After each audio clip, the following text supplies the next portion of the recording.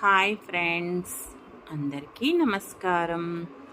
ఈరోజు మనము తెలుసుకోబోయే అంశం ఏమిటి అంటే ధ్యానం నీ జీవితాన్ని మార్చే సాధనం. ధ్యానం నీ జీవితాన్ని మార్చే సాధనం, ఇది టాపిక్ నేమ్ అండి. ధ్యానం వల్ల పెరుగుతుంది బుద్ధి, జరుగుతుంది నాడీ మండల శుద్ధి, అవుతుంది నీ జీవితం అభివృద్ధి.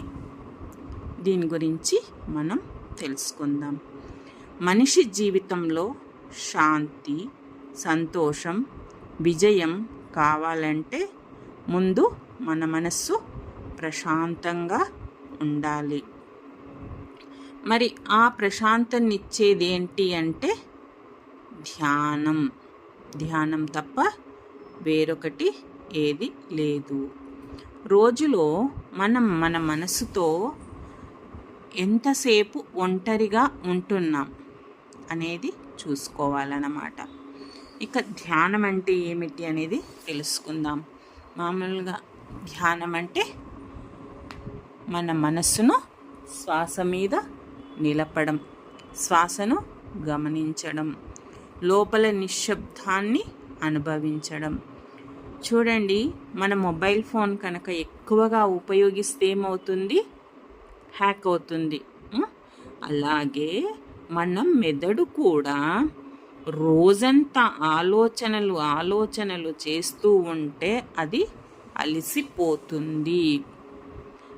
ధ్యానం అంటే రీస్టార్ట్ బటన్ లాంటిది అన్నమాట. అంటే ధ్యానం చేయడం వల్ల మనము రీఛార్జ్ చేసుకున్న వాళ్ళము అవుతామన్నమాట.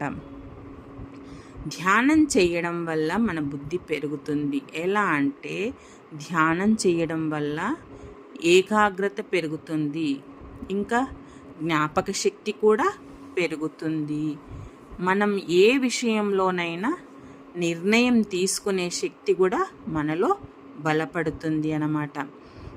ఉదాహరణకి, ఒక విద్యార్థి చదువుతున్నప్పుడు మనసు ఎక్కడికో పోతుంది. విద్యార్థియే కాదండి, ఎవ్వరికైనా సరే అది మామూలుగా మనసు చంచలత్వం కలది కాబట్టి అది తిరుగుతూనే ఉంటుంది అన్నమాట. కానీ ఒకవేళ ధ్యానం చేస్తే ఆ విద్యార్థి అనుకోండి, ఎవ్వరనుకోండి, 1 గంటలో చేయాల్సింది అరగంటలో చేసేస్తారన్నమాట. ఎవరైనా సరే ధ్యానం చేయడం వల్ల ఎంతో రిలాక్సేషన్ పొందుతారు. ఆ పొందడం వల్ల ఎంత కష్టమైన పని అయినా సరే సులభంగా చేస్తారు. ఇక నాడీ మండల శుద్ధి. మన శరీరంలో నాడులు మన మెదడును, శరీరాన్ని కలుపుతుంటాయి. అది అందరికీ తెలిసిందే కదా. మన శరీరంలో 72,000 నాడులు ఉన్నాయని, 2,72,000 నాడులు ఉన్నాయన్న సంగతి. ఇవన్నీ కూడా ఒకదానికి ఒకటి కలుపుకొని ఉంటాయన్నమాట. మనం ఎప్పుడైతే స్ట్రెస్ ఫీల్ అవుతామో అప్పుడు ఏమవుతుంది అంటే నాడులు బలహీనపడుతుంటాయన్నమాట. అలాగే ఆందోళన, భయం అనేది పెరుగుతూ ఉంటుంది. మనం ధ్యానం చేయడం వల్ల ఏమవుతుంది అంటే శ్వాస సరిగ్గా జరుగుతుంది.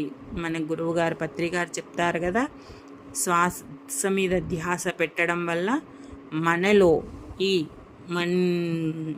పునికే అంటారు కదా, బ్రహ్మరంధ్రం, ఆ బ్రహ్మరంధ్రం నుండి విశ్వశక్తి ధారాళంగా మనలోకి ప్రవేశించడం వల్ల మనలో రక్త ప్రసరణ బాగా జరుగుతుంది.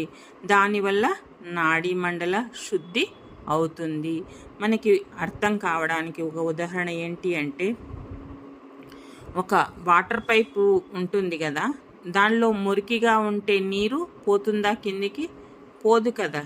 ఎప్పుడైతే ఆ పైపు శుభ్రం చేస్తామో నీరు సరఫరా చక్కగా సాగుతుంది. అలాగే మనం ధ్యానం చేయడం వల్ల మన నాడులు కూడా అలా శుభ్రం అవుతాయన్నమాట.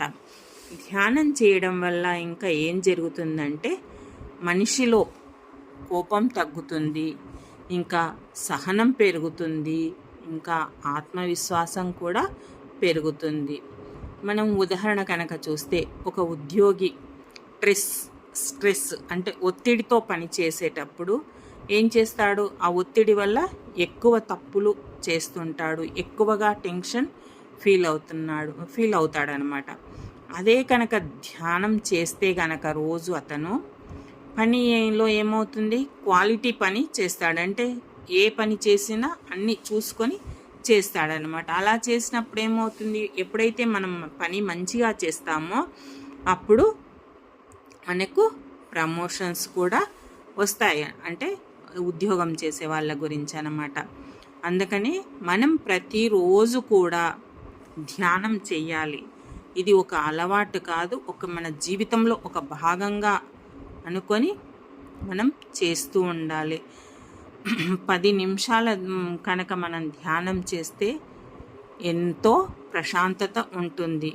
ఇంకా ఒక చివరి మాట, ఎవరైతే మనసును జయిస్తారో వాళ్ళే ప్రపంచాన్ని జయించిన వానితో సమానం. ఈ మనసును జయించడం చాలా చాలా కష్టం అన్నమాట. అందుకని ప్రతిరోజు కూడా మనం ధ్యానం చేయాలి.